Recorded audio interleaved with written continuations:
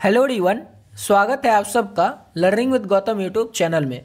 तो आज के इस वीडियो में हम करने वाले हैं क्लास 12th म्यूजिक के यानी कि संगीत के most important subjective question answer को, जिसमें कि हम करेंगे म्यूजिक के मोस्ट इंपॉर्टेंट लघु उत्तरीय प्रश्न उत्तर को, जो कि आपके आने वाले एग्जाम के लिए काफ़ी ज़्यादा इंपॉर्टेंट प्रश्न रहने वाला है। तो आप लोग वीडियो को अच्छे से ध्यानपूर्वक और लास्ट तक जरूर देखिएगा। तो चलिए शुरू कर लेते हैं फर्स्ट क्वेश्चन से।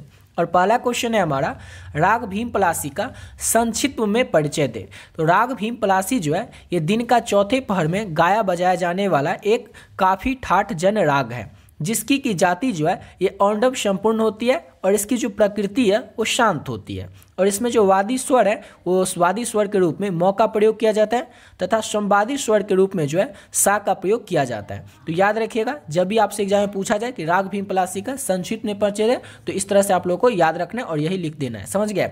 और ये अगर इसको अच्छे से याद कर लेते हैं इस क्वेश्चन को, तो आपके 1 नंबर से लेकर के 4 नंबर तक पक्के हो सकते हैं। 1 नंबर तो फिक्स है, बस इतना याद रखते हैं तो, लेकिन 4 नंबर भी आपको मिल सकता है। कैसे मिल सकता है तो अभी आपको बताते हैं। जैसे कि अगर ये क्वेश्चन आपसे लघु उत्तरीय में पूछ ले तो 2 नंबर आपके लघु उत्तरीय में फिक्स हो जाएंगे। और इस ये जो इतना को देख रहे हैं आप, इससे 2 नंबर का ऑब्जेक्टिव क्वेश्चन तो पूछा ही जाएगा। जैसे पूछा जाएगा ऑब्जेक्टिव में कि राग भीम पलासी को दिन के किस पहर में गाया बजाया जाता है, तो दिन के चौथे पहर में। आपसे पूछा जा सकता है कि राग भीम पलासी जो है ये किस ठाठ का राग है, तो काफी ठाठ का राग है। इसकी जाति क्या है, तो औंडव संपूर्ण जाति है। इसकी प्रकृति तो शांत है। इसका वादी स्वर म होता है। इसका संवादी स्वर सा होता है। इतना याद रखते हैं तो इससे ऑब्जेक्टिव क्वेश्चन भी 2 पूछा जा सकता है।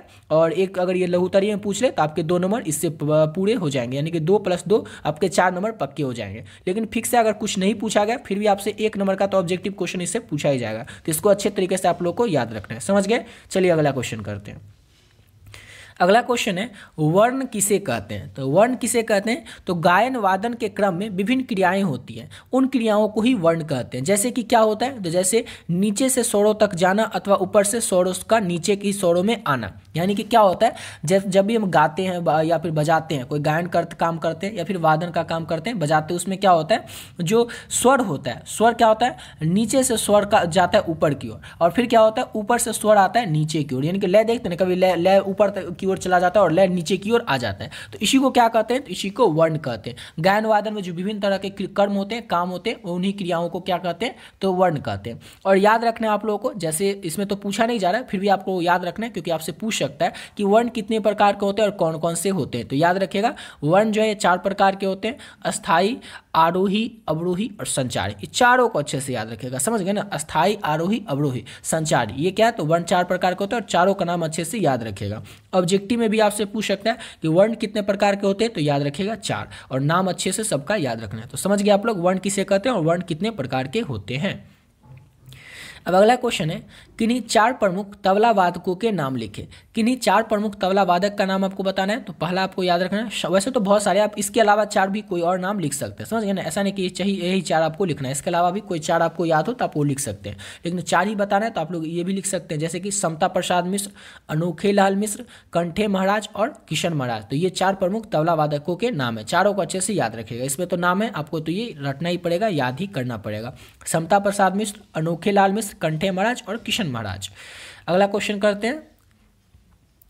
और अगला क्वेश्चन है हमारा, सुशीर वाद्य की परिभाषा दे। अब सुशीर वाद्य किसे कहते हैं, तो वह वाद्य यंत्र जिसे कि फूंक कर बजाया जाता है उसे ही सुशीर वाद्य यंत्र कहते हैं, या फिर वही सुशीर वाद्य यंत्र कहलाता है। जैसे कि बांसुरी या मुरली, बांसुरी को या मुरली जो होता है, इस सबको किस तरह से बजाया जाता है, तो फूंक करके बजाया जाता है। तो जो भी फूंक करके बजाया जाता है, जिस भी वाद्य यंत्र को फूंक करके बजाया जाता है उसे हम क्या कहते हैं, तो सुशीर वाद्य यंत्र कहते हैं। सिंपल सा क्वेश्चन है, लेकिन आप लोग को थोड़ा सा याद बस करके ही रखना है। जिसको फूंक के बजाएंगे उसी को क्या कहा जाएगा, सुशीर वाद्य यंत्र। समझ गए? अच्छे से याद रखिएगा। एग्जाम्पल में भी कि बांसुरी और मुरली आपसे पूछा जा सकता है कि बांसुरी जो है या किस वाद्य यंत्र के अंतर्गत आता है, तत्वाद्य यंत्र के अंतर्गत आता है, सुशीर वाद्य यंत्र के अंतर्गत आता है, या अवगत वाद्य यंत्र के अंतर्गत आता है। तो याद रखना है, जैसे बांसुरी हुआ, मुरली हुआ, जो भी फूंक कर बजाया जाएगा वो आएगा सुशीर वाद्य यंत्र के अंतर्गत। इसको अच्छे से याद रखिएगा।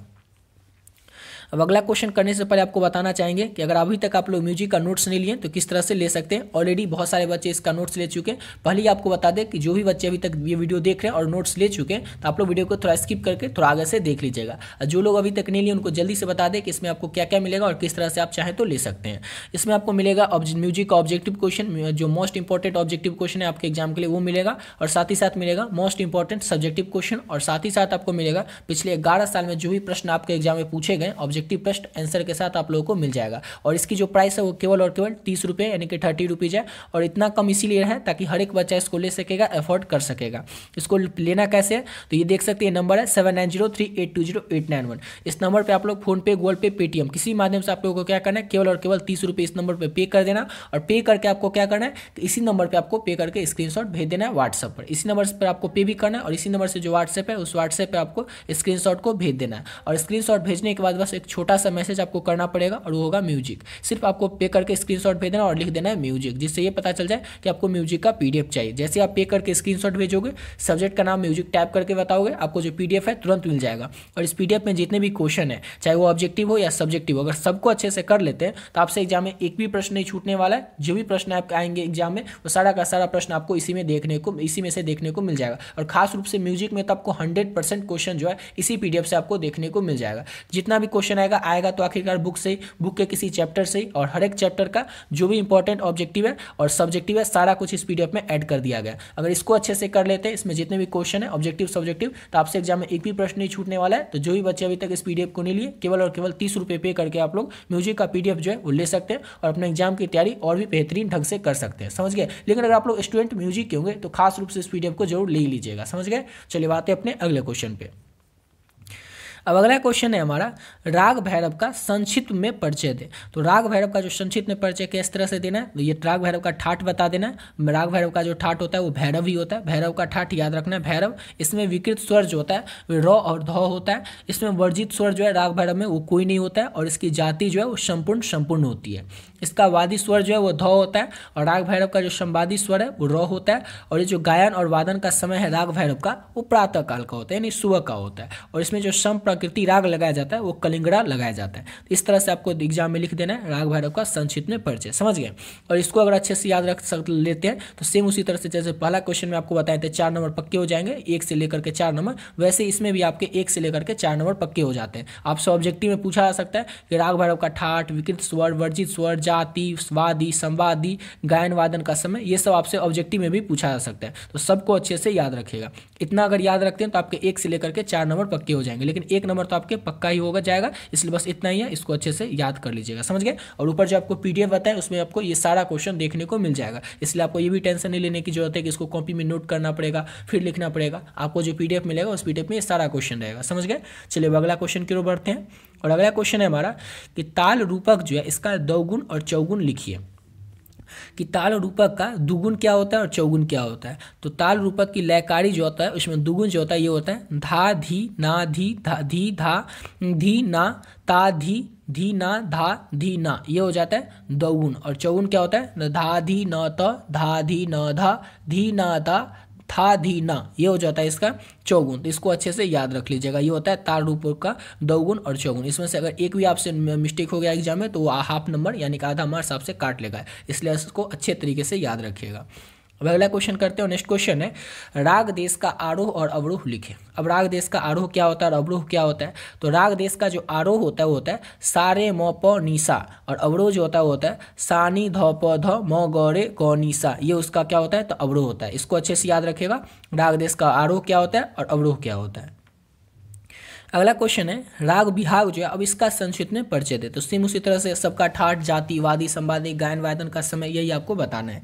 तो राग बिहाग का जो ठाठ होता है वो कल्याण होता है, जाति औंडव संपूर्ण होता है, वादी ग होता है, संवादी नी होता है। इसके गायन और वादन का जो समय है वो रात्रि का दूसरा पहर है। इसमें जो वर्जित स्वर है वो होता है आरोह में रे और इसमें ध लगता है। समझ गए। तो ये होता है राग बिहाग का संक्षिप्त परिचय। इसको भी याद रखते हैं तो आपका 1 से लेकर के 4 नंबर पक्का हो सकता है। बता ही चुके हैं कि 1 नंबर का तो ऑब्जेक्टिव क्वेश्चन फिक्स है, हो सकता है 2 2 नंबर का भी ऑब्जेक्टिव क्वेश्चन पूछ ले, और अगर 2 नंबर लघु उत्तरीय में पूछ लिया तो इस तरह सबके 4 नंबर पक्के हो जाएंगे, लेकिन 1 नंबर तो आपका पक्का ही हो जाएगा अगर इसको अच्छे से याद रखते हैं तो। 1 नंबर का ऑब्जेक्टिव क्वेश्चन बस इतना ऐसे ही आपसे पूछा ही जाएगा। 2 नंबर का भी पूछ सकता है, लेकिन 1 नंबर तो पक्का हो जाएगा इसको अच्छे से याद कर लेते हैं तो, इसलिए अच्छे तरीके से इसको याद कर लीजिएगा, समझ गया। और इसमें से स्क्रीनशॉट लेने की या कॉपी में नोट करने की चाहे तो नोट कर सकते हैं, लेकिन वो टाइम वेस्ट होगा, इसलिए आपको अभी हार्ड वर्क नहीं करना है, स्मार्ट वर्क करना है, टाइम वेस्ट करने की जरूरत नहीं है। केवल 30 रुपये में आपको पीडीएफ मिल रहा है, पीडीएफ में लीजिएगा और उसमें जितना क्वेश्चन है उसमें ये सारा क्वेश्चन आपको देखने को मिल जाएगा। जो भी बच्चे अभी तक पीडीएफ नहीं लिए उस पीडीएफ में ये सारा क्वेश्चन आप लोग ले लीजिएगा। जो लिए हैं पहले से उनको तो पहले ही बता दे कि आप लोग को पीडीएफ मिल चुका है, आप लोग उसको लेकर के बस अच्छे से याद रख कर लीजिए। उसके अलावा आपको कुछ भी म्यूजिक में पढ़ने की जरूरत नहीं है, चाहे वो कोई भी गेस्ट पेपर हो या मॉडल पेपर हो या क्वेश्चन बैंक हो या फिर कोई बुक हो, पढ़ने की जरूरत नहीं है। जितना क्वेश्चन उसमें ऑब्जेक्टिव सब्जेक्टिव है उसको कर लीजिए। इसके बाहर से आपके एग्जाम में कुछ भी प्रश्न देखने को आपको नहीं मिलेगा। जो भी प्रश्न आएंगे आपके एग्जाम में सारा का सारा प्रश्न आप लोग को इसी पीडीएफ से देखने को मिल जाएगा। जो लोग अभी तक नहीं लिए उसको जरूर ले लीजिएगा उस पीडीएफ को, और उसको लेकर के आप लोग बहुत ही कम समय में अपने एग्जाम की तैयारी बहुत ही बढ़िया तरीके से कर सकते हैं। तो मिलते हैं नेक्स्ट वीडियो में नए वीडियो के साथ।